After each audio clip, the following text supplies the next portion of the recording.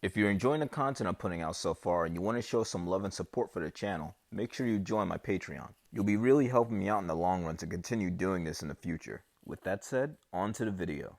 Designing your own characters can be a really fun process. Being able to take an idea from your head and just put it to paper and then bring it to life in dreams is something I'm incredibly grateful for. That's why in today's tutorial, I'm going to take you through my own process of creating characters. I got inspired to make this kind of video for a user named Quentin Hale. We were briefly talking about character design in the comments section. So in a way, you made this video possible, Quentin. If anyone has any ideas for video suggestions in the future, let me know. I'd be open to do it. So without further ado, let's get started.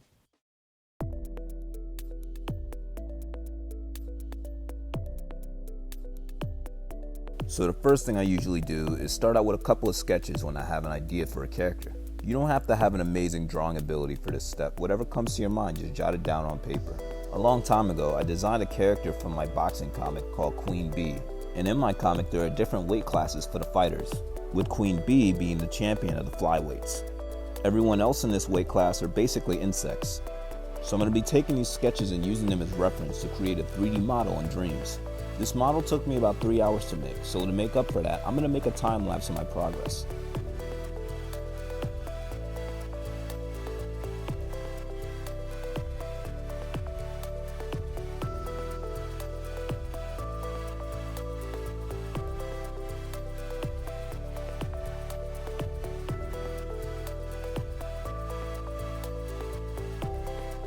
As you can see, I usually don't work with the blank puppet. When I make a character in Dreams, I usually like to just start from scratch and make everything. But I'm not against using a blank puppet when I make a character. Some characters that I've made in Dreams have started out as blank puppets. So I'm starting from the head all the way down to the feet. This is just going to help me when I make the skeleton later. For the wings, I'm just going to use paintings to make them. I did the same thing with Queen Bee, so this is the process I'm going to take here.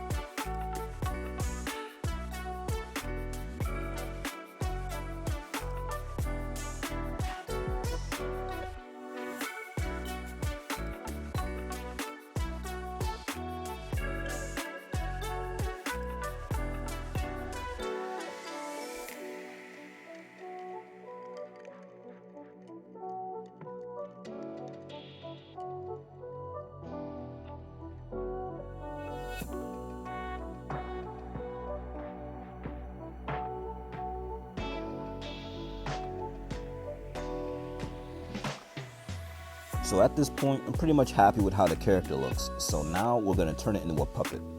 So now that you have your character, the first thing that you're going to want to do is turn collision off for every sculpt. You can do this really fast by double tapping X and selecting everything, and then going into the tweak menu and then changing the settings. This will change the settings for everything that you have selected. You also want to make sure that you have the correct things grouped together. So things like hair and eyes should be grouped together with the head. So now I'm going to get a blank puppet and stamp it into the scene. Then I'm going to take my character and group it into the puppet one time with L1 and X. Then I'm just going to delete the basic puppet. And now, as you can see, there's this blue disc underneath the feet of my character. Now we have access to the puppet tweak menu. We're going to go into the menu and we're going to assign body parts to our character. You want to make sure that when you're designing your character, you want to make a body part for every one of these categories: head, neck, chest, belly, pelvis, etc.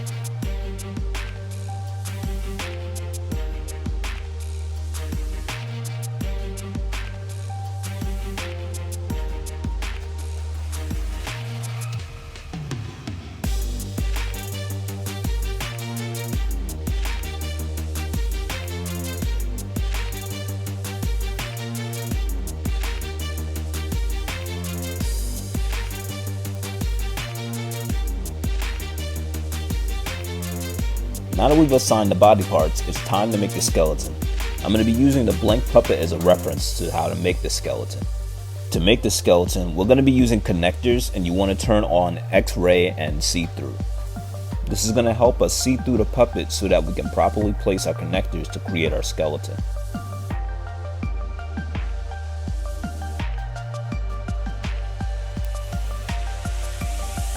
And now that we've finished the skeleton, that's basically it. If your puppet is moving weird, just make sure you reposition the connector so that it's moving the way that you'd like. If you've enjoyed this video, make sure you like, comment, and subscribe. It really helps out the channel. With that being said, I'll see you next time. Peace.